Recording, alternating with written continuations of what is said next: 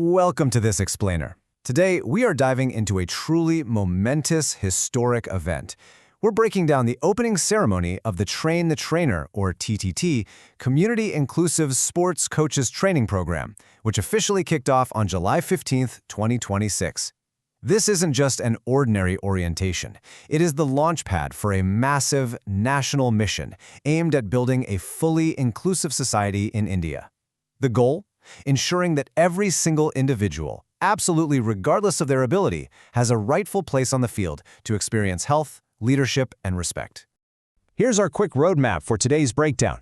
We'll start with the historic opening, meet the visionary leaders behind it all, look at the perspective of inclusive thinking, dive into practical sports adaptation, explore the One Community, One Center model, and wrap up with a powerful pledge for an empowered future. All right, let's get into it. Part 1. A historic opening and a true national movement. So, to really grasp the heart of this initiative, you have to understand that its core aim is to bring absolute equal opportunity to every person with a disability. And nothing captures that spirit quite like the Special Olympics athlete's oath. It goes, "Let me win. But if I cannot win, let me be brave in the attempt." Just let that sink in for a second. It's so powerful, right? Because true victory doesn't always mean standing on the highest podium with a gold medal around your neck. For so many athletes, true victory is found in their unyielding courage. It's their resilience. It's showing up and trying, day after day. That oath right there, that is the emotional anchor for everything these future coaches are learning. And to support that kind of courage, you need a massive, united front. This online program, running from July 15th to July 31st, 2026, pulls in everyone from physical education teachers and special educators to volunteers and parents. What's honestly incredible is the sheer scale of the backing it has. We are talking about the Indian Sports Federations for Cerebral Palsy and Autism, the Bihar Parasports Association, Special Olympics Bihar, plus associations for the blind, wheelchair cricket, amputee sports, and the Bihar Olympics Association. All these organizations essentially joined forces with one single goal: to empower these coaches as the ultimate grassroots changemakers. Moving right along to Part 2, the visionary leaders guiding this movement. You know, behind every great movement is a catalyst. And here, it's Dr. Shri Kumar. He's the organizing coordinator and founder of the Bihar Disabled Sports Academy.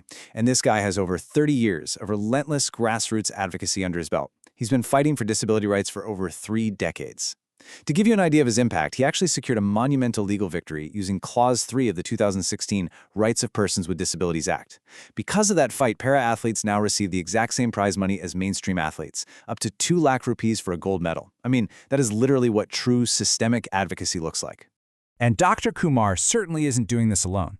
The opening ceremony featured an absolute all-star team. You've got the chief guest, retired IAS officer and president of the Jharkhand Paralympic Committee, Shri Jata Shankar Chaudhary.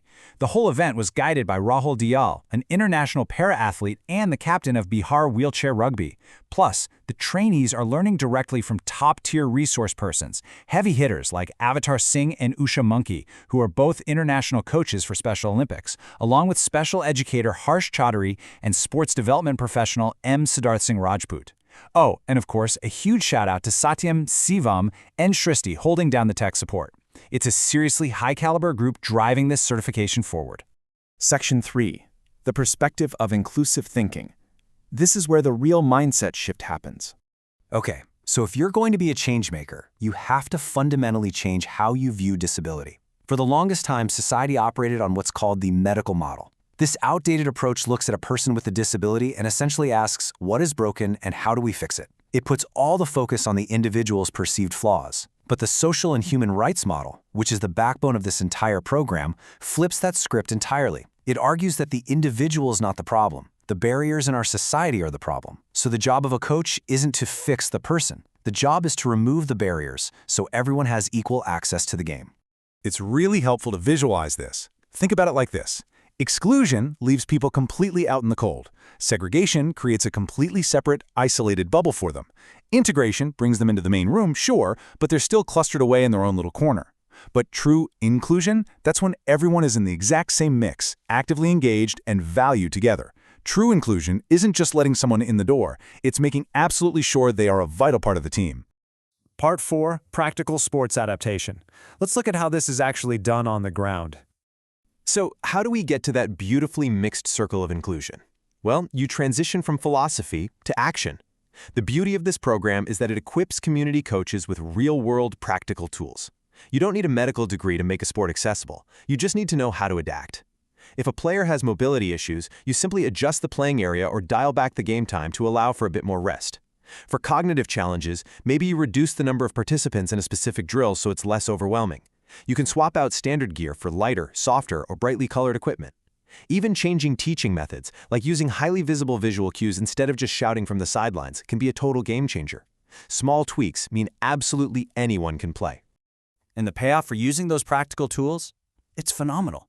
You get moments of pure teamwork and joy. Just picture kids with their arms wrapped around each other on the field, totally, 100% engaged in the game. That is what it's all about. The end goal of this training isn't just teaching someone the mechanical skills of a sport, it is about building unshakable confidence, fostering deep teamwork, and just creating pure, unadulterated joy. Which brings us to part 5, one community, one center. Let's talk about the structural goals. So, what exactly happens after these coaches finish their 30-day online course? They are essentially embarking on a progressive hero's journey. Step 1 is completing the Level A Foundation course. But it definitely doesn't stop there. Step 2 is where the magic really happens. They take this brand new knowledge and establish a local community sports center right in their own neighborhoods. The grand vision is actually to hit 101 of these target centers. From there, they can keep advancing through levels B, C, D, and E until they become master professional coaches. This entire structural goal boils down to one powerful motto: one community, one certified inclusive sports coach, and one inclusive sports training center. It's a literal blueprint for nationwide change. Success here isn't just measured by checking boxes on an online test. It's measured by the hidden talents discovered in rural villages, the smiles on the athletes' faces, and the actual lives transformed right in their own backyards. Finally, part 6, the pledge for an empowered future. At the end of the ceremony, the focus shifted to the immense responsibility these participants are taking on. The organization's vision statement serves as a personal pledge for every coach moving forward. Empowered communities, inclusive sports, transforming lives through sports. It's a reminder that every single time they step onto a field or plan a local practice session, they are actively building an empowered community. They are quite literally transforming lives. So, as we wrap up this explainer on such a historic movement, I want to leave you with a pretty provocative question. As this massive wave of inclusive sports takes off, how will you step forward in your own life to ensure every individual, regardless of their ability, finds their rightful place on the stage of respect? The tools are out there, the mindset shift is happening, and the community is waiting. It certainly leaves you with a lot to think about, doesn't it?